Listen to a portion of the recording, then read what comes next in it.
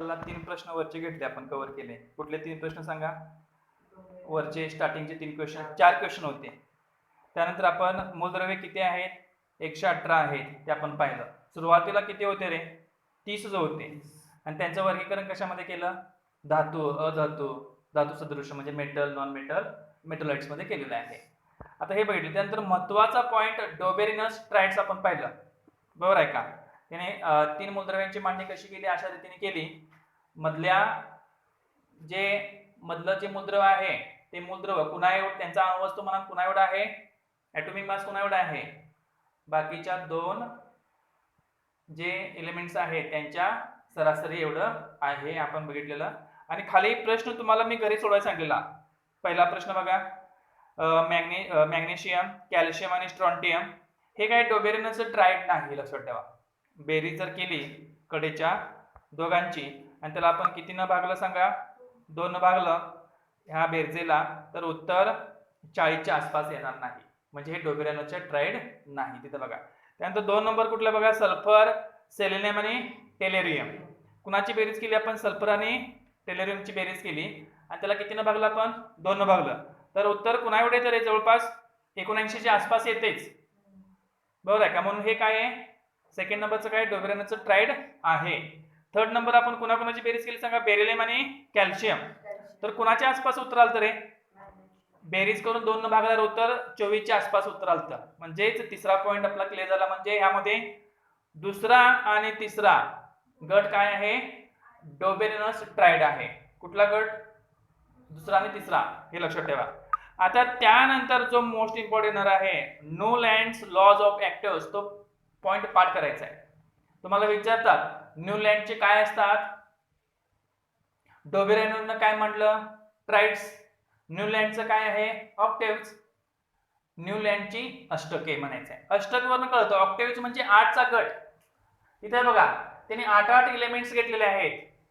बघा, 1 2 3 4 5 6 7 आणि पुढचा एक 8, असं 1 2 3 4 5 6 7 आणि पुढचा एक 8, असे 8 घेतलेले आहेत. ते तर व्यवस्थित बघूया आपण. चला. The English scientist John Newland correlated the atomic masses of the elements to their properties in a different way. म्हणजे हिने काय केलेलं आहे? जी एलिमेंटची मांडणी केलेली आहे मूलद्रव्यांची, ही जी मूलद्रव्य आहेत की नाही सगळी दिसतात आपल्याला बघा. हायड्रोजन, लिथियम, बेरिलियम, हे एलिमेंट्स म्हणायचे. ह्याला काय नाही सांगा? एलिमेंट्स म्हणायचे. याची जी मांडणी केलेली आहे ती कुणानुसार केलेली आहे? त्यांचा संबंध कशाशी रिलेटेड आहे? Atomic masses. ॲटॉमिक मास म्हणजे काय सांगा? ॲटॉमिक मास म्हणजेच अणुवस्तुमानांक. लक्षात ठेवा. ॲटॉमिक मास म्हणजेच काय? अणुवस्तुमानांक यांच्याशी संबंधित आहे. यांनी पण जी मांडणी केलेली आहे मूलद्रव्यांची, डोबेरिनस पण सेम तसं होतं. आता बघा, इन द इयर 1866 मध्ये Newlands arranged the elements non at that time in increasing order of their atomic masses. बघा, 1866 मध्ये न्यूलँडने काय केले रे? ह्या एलिमेंटची मांडणी कशी केलेली आहे? Increasing order of atomic masses. Atomic mass म्हणजे माहिती आहे का? त्याला नंबर दिलेला असतो. एलिमेंटला काय केलेला असतो? नंबर दिलेला. सपोज केला 2 नंबर दिला, 3 नंबर दिला, 4 नंबर दिलाय. मग ह्याची मांडणी कशी असणार? पहिला हा असणार, नंतर हा असणार, नंतर हा असणार. म्हणजे ॲटॉमिक मासेसच्या चढत्या क्रमांकानुसार त्यांनी मांडणी केली. कुणी केली? न्यूलँडनं. मूलद्रव्यांची मांडणी कशानुसार केली? ॲटॉमिक नंबरच्या चढत्या क्रमांकानुसार. ॲटॉमिक नंबर म्हणजेच काय? सॉरी, ॲटॉमिक नंबर म्हटलं काय मी? सॉरी, हा, ॲटॉमिक मासेसच्या चढत्या क्रमांकानुसार. कुणानुसार केली? ॲटॉमिक मासलाच मराठीमध्ये काय म्हणायचं? अणुवस्तुमानांक. काय म्हणायचं? अणुवस्तुमानांकांच्या चढत्या क्रमानुसार केलेलं आहे. त्यानंतर बघा पुढचा point. It started with the highest element hydrogen. त्यांनी जी मांडणी केलेली आहे ती कुठून स्टार्ट केली? त्यांच्या ग्रुपमध्ये बघा, हायेस्ट एलिमेंट कुठला आहे? सगळ्यात एक मिनिट, लाइटेस्ट म्हटले काय? लाइटेस्ट म्हणजे सगळ्यात हलका कोण आहे सांगा? हायड्रोजन. ह्या हायेस्ट एलिमेंट पासून, मूलद्रव्यापासून त्यांनी सुरुवात केलेली आहे. बरोबर आहे. त्यानंतर काय घेतले बघा पुढे, इट स्टार्टेड विथ, परत बघा पॉइंट देतो, lightest element hydrogen and ended up with thorium. त्यांनी सुरुवात कुठून केली रे? न्यूलँडनं सुरुवात कशापासून केलेली आहे? हायड्रोजन पासून. आणि एंड कुठं झालंय? थोरेन पर्यंत. लक्षात ठेवा हायड्रोजन पासून स्टार्ट करून कुठपर्यंत एंड आहे थोरेमला. इथे पण त्यांनी मांडणी केलेली एलिमेंटची. तर तुम्हाला प्रश्न विचारला न्यूलँडने जे एलिमेंटची मांडणी केली आहे मूलद्रव्यांची ते कुठून कुठेपर्यंत केलेले हायड्रोजन पासून कुठेपर्यंत थोरेन पर्यंत. लक्षात ठेवा हायड्रोजन पासून कुठेपर्यंत थोरेन पर्यंत. इथं पण त्यांनी स्टार्टिंग कुठे आणि एंड कुठे हे लक्षात ठेवा. झालं. He found that every 8th element had properties similar to those of first. म्हणजे त्यांना काय फाइंड झालं रे एव्हरी 8th एलिमेंट जे 8वं एलिमेंट आहे. आता बघा मी क्रमाने ते एलिमेंट दाखवतो तुम्हाला. पहिलं एलिमेंट कुठे आहे त्या बॉक्स मध्ये बघायचं खालच्या. हायड्रोजन आहे आडवं बघा. त्यानंतर कोण आहे लिथियम आहे. त्यानंतर काय आहे बेरिलियम. नंतर बोरॉन. नंतर कार्बन. नंतर नायट्रोजन. नंतर ऑक्सिजन. नंतर फ्लोरीन. हायड्रोजन पासून 8 नंबरला कोण आहे सांगा. बाकी हायड्रोजन पासून मोजा 1 2 3 4 5 6 7 8. म्हणजे हायड्रोजन आणि फ्लोरीन ह्या दोघांची प्रॉपर्टी काय सांगितलं त्यांनी सेम सांगितले. त्यांनी 8 मूलद्रव्यांची मांडणी अशी केली की पहिला एलिमेंट आणि शेवटचा 8वा एलिमेंट या दोघांचा एकाच ग्रुपमध्ये त्यांनी ऍड केले. बघा की परत F पासून क्लोरीन पर्यंत किती होतं 8 होतं. क्लोरीन पासून कोबाल्ट निकेल पर्यंत किती 8 होतं. म्हणजे एका नोट मध्ये मांडले. ह्याला नोट म्हणायचं.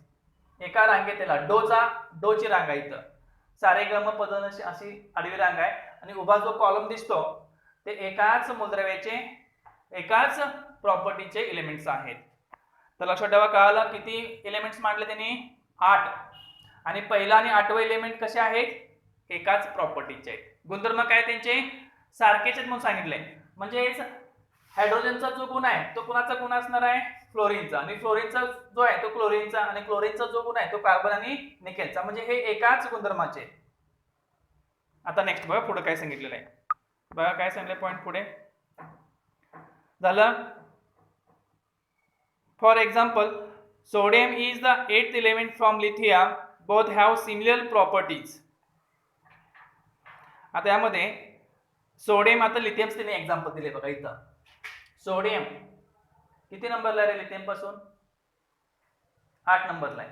बघा की लिथियम पासून 1 इथून 1 2 3 4 5 6 आणि 7 आणि हा 8. 8वा येतो इथला. सॉरी आपण चुकलं होतं. Lithium beryllium boron carbon nitrogen oxygen fluorine आणि सोडियम हे धरायला पाहिजे होतं आपण इथला. 1 2 3 4 5 6 7 आणि 8 हे लक्षात ठेवा. कसा काय सोडियम पासून लिथियम 8वा कसा कळाला कुणाकुणाचे सांगा. सोडियम पाठीमागे जाऊया आपण. कुठून स्टार्ट करणार मोजा सांगा.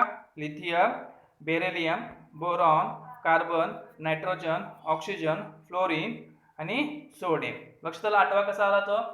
तर ह्या दोघांची त्यांनी प्रॉपर्टी त्यांनी एक्झाम्पल ते सांगितले. मी एक्झाम्पल दिलं तुम्हाला कोणा दिलं हायड्रोजन आणि फ्लोरीन सांगितलं.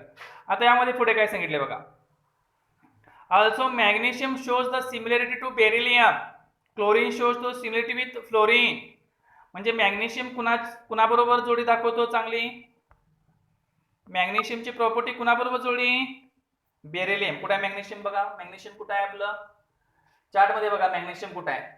मॅग्नेशियमची प्रॉपर्टी कुणाबरोबर आहे बेरिलियम बरोबर सांगितले काय. बेरिलियम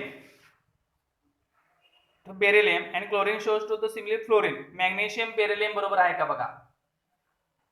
मॅग्नेशियम ची प्रॉपर्टी कुणाबरोबर दाखवलेली आहे इथं बेरिलियम बरोबर दाखवलेली आहे.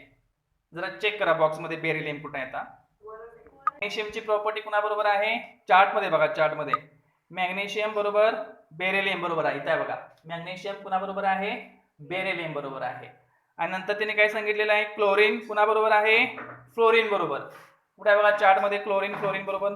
क्लोरीन इथे बघा क्लोरीन फ्लोरीन बरोबर. इथे बघा हे दोघे कळलं का. म्हणजे एकाच गटात आहेत असं सांगितलेलं आहे. त्यांची प्रॉपर्टी सारखी आहे. Newlands compared this similarity with the octaves in music. म्युझिकच्या रूपात त्याने सांगितलेलं आहे. सा रे ग म प द नि सा अशी मांडणी केलेली आहे. He called the similarity observed in the 8th and the first element as law of octaves. आणि ह्यालाच काय म्हटलं त्यांनी लॉ ऑफ ऑक्टेव्स असं म्हटलेलं आहे. डू यू नो आपण नंतर बघूया. पहिला इकडे या. आता हा चार्ट पूर्ण समजून घेतला. ह्यातले सगळे एलिमेंट्स तुम्हाला माहित झाले का बघा. त्याचे पूर्ण त्यामध्ये बघा पहिला कोण आहे सांगा हायड्रोजन. दुसरा लिथियम, तिसरा beryllium, boron, carbon, nitrogen, oxygen, fluorine, sodium, magnesium, aluminium, silicon, phosphorus, बरोबर आहे का, सल्फर, क्लोरीन, पोटॅशियम, कॅल्शियम. ह्याला आपण सीआर ला काय म्हटले जरा चेक करा. सीआर ला एक मिनिट, सीआर ला जरा बघा, फुल फॉर्म आपल्याला माहित पाहिजे होता सीआरचा. सीआर ला काय घेतलंय बघा, क्रोमियम घेतलंय काय, हा क्रोमियम आहे बरोबर. सीआरचं क्रोमियम घ्या. टीआयचं टिटॅनियम, एमचं काय बघा मॅग्नीज, आणि एफईचं काय फेरस किंवा तुम्ही आयर्न म्हणू शकता याला, फेरस किंवा काय iron. Cobalt, nickel, copper, zinc, atrium, indium, arsenic, selenium, हे ब्रोमिन ना, ब्रोमिन लक्षात ठेवा, ब्रोमिन, रुबिडियम, स्ट्रॉन्टियम, सेरियम, लॅन्थानम आणि झिर्कोनियम किंवा लॅन्थनम किंवा झिर्कोनियम अशी त्याची नाव आहेत. ही नावं पण आपल्याला वाचता आली पाहिजे, तुम्हाला 11th आणि 12th स्टँडर्डला उपयोग पडेल, लक्षात ठेवा.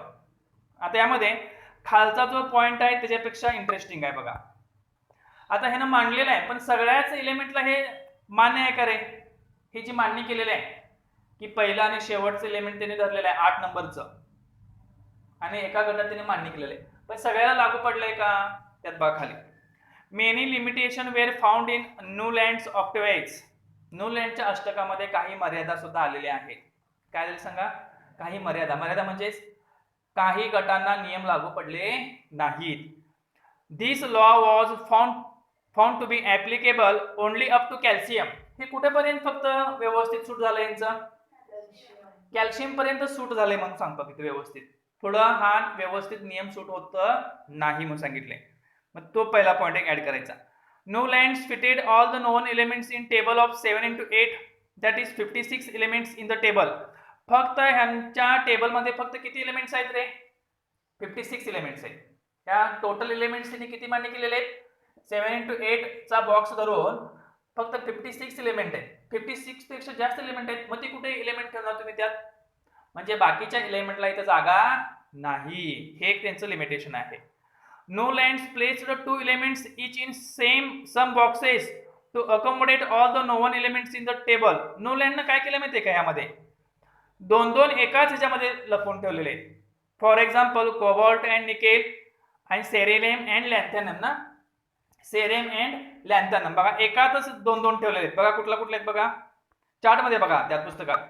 कोबाल्ट आणि निकेल दोघाला चिटकून ठेवलेत बघा. इकडे सेरियम आणि लॅन्थॅनम दोन एकाच ठिकाणी आहेत, दिसतात का?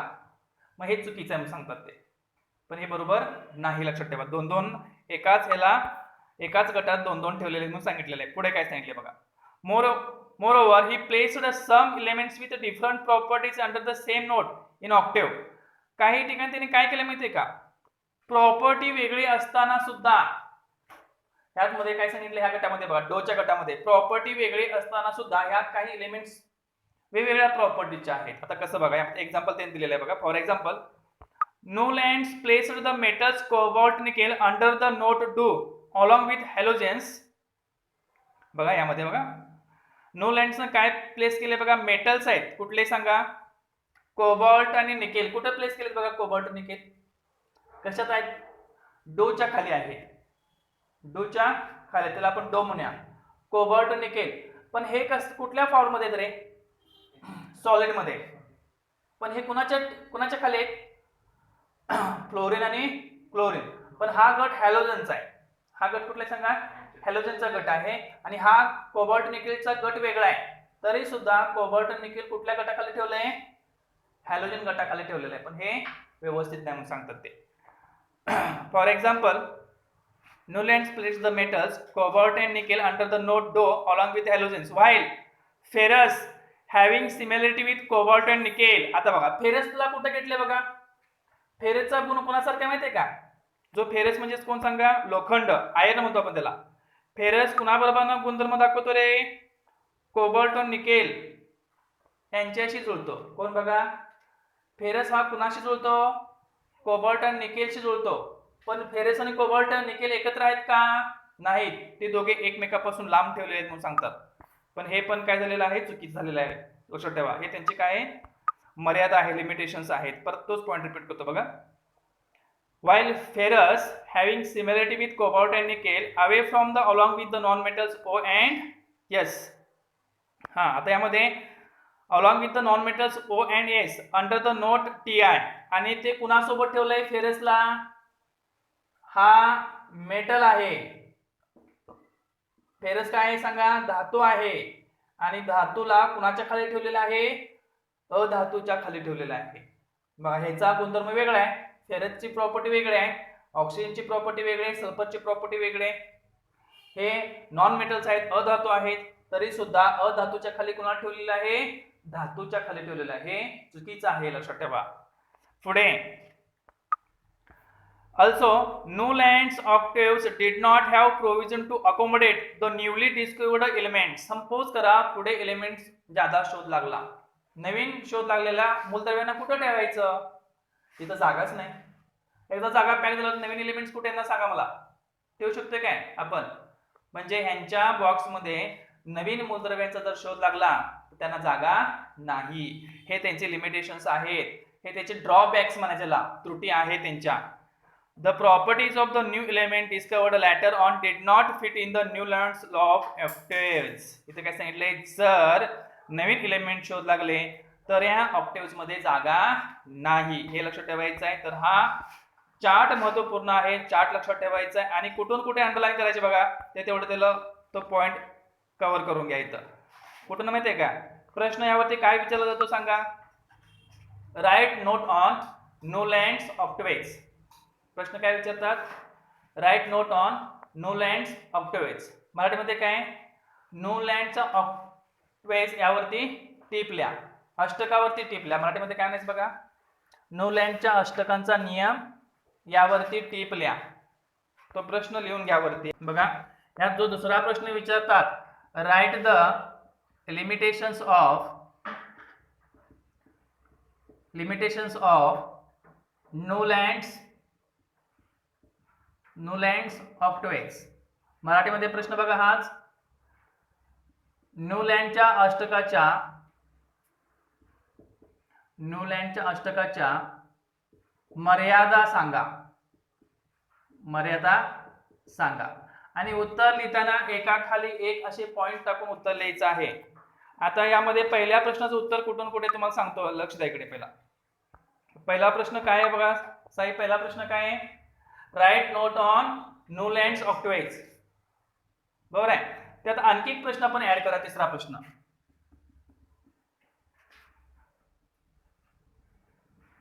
बघा प्रश्न, एक मिनिट, तिसरा प्रश्न आपण तयार करूया. न्यूलँड्स 2 मार्काला जर विचारला तुम्हाला तर काय लिहिणार, न्यूलँड्स लॉ ऑफ ऑक्टेव्स. जर 2 मार्काला विचारला तर त्याचा फक्त नियम लिहायचा, त्याने काय सांगितले ते फक्त नियम लिहूया आपण. न्यूलँड्स लॉ ऑफ ऑक्टेव्स, न्यूलँडचा अष्टकाचा नियम सांगा. आता तिन्ही प्रश्नांची उत्तरं बघा, प्रश्न तिन्ही पण व्यवस्थित पहिला लिहून घ्या व्यवस्थित. Write note on Newlands octaves, write the limitation of Newlands octaves, Newlands law of octaves. त्यांचा फक्त लॉ लिहायचा आहे. तर पहिला प्रश्न काय करायचं माहितीये का, पहिला प्रश्न लिहित असताना त्यामध्ये बघा पहिल्यांदा सांगतो तिथून घ्या. पहिल्या प्रश्नाला कुठून लिहिणार, नोट म्हणल्यावर काय करायचं बघा, इथं घ्या. इन द इयर 1886 पासून घ्यायचं, 1866 पासून. पहिल्याच उत्तर कुठून आहे बघा, 1866 पासून स्टार्ट करायचं. ते कुठपर्यंत घ्यायचं, 1866 पासून स्टार्ट करा, ते खाली शेवट या 1866 पासून. In the 8th and the first element as the law of octaves पर्यंत घेतलं. मग त्यामध्ये एक्झाम्पल आलेलं आहे त्यात. मग चला एवढं नोटमध्ये लिहायचं. काल नोटमध्ये लिहित असताना काही तुम्ही लिमिटेशन्स म्हणजे 2 वाक्य लिहिले तरी पण चालतात, 1-2 ओळी त्यात लिहिले तर चालतात. आता खाली घ्या, लिमिटेशन्स कुठून आहेत माहितीये का, खालचा जो पॅराग्राफ आहे ना पूर्ण मेनी लिमिटेशन, खालचा पॅराग्राफ पूर्ण 2 नंबरचं उत्तर आहे. Right the limitation of Newlands octaves, ते 2 नंबरचं उत्तर आहे.